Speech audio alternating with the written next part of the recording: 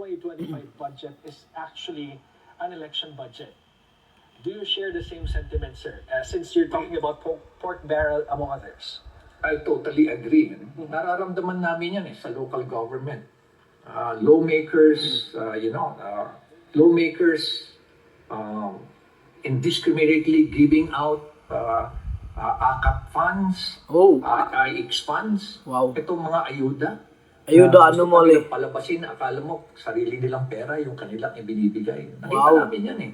We have been comparing with the other mayors, also mayors for good governance at yung aking mga fellow mayors dun sa ating League of Cities. At ganoon din ang aming mga similar observations na talagang halos unlimited ang pondo nila. Kung mamigay sila.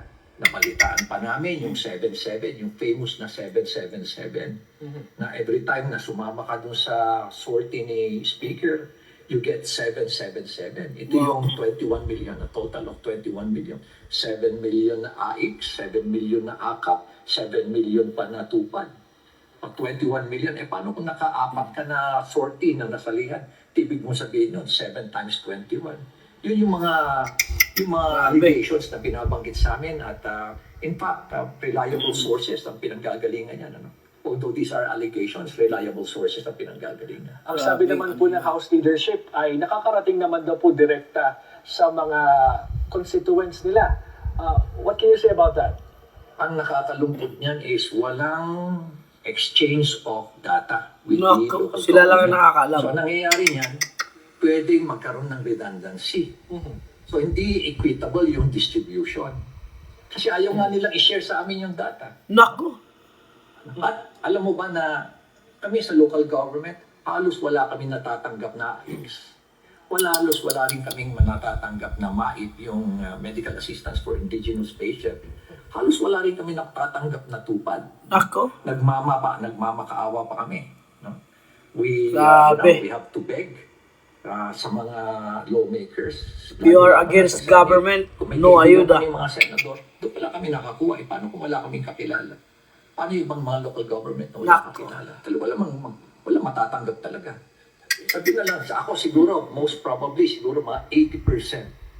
O 20% lang sa mga AIX fund, tupad fund, MAIP fund ang natatanggap ng local government.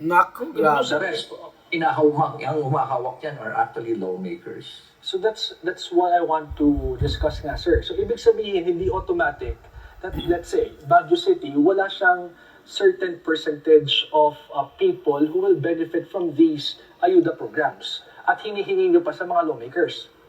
Yes. Kuha kami sa lawmakers. Tapos hindi kami ang gumagawa ng listahan.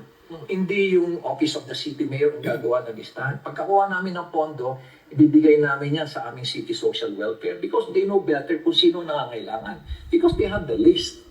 Sila yung nag-conduct ng mga interviews, sila yung nag-conduct ng due diligence para malaman talaga who are the real indigents. Hindi yung ang binibigyan mo are your supporters.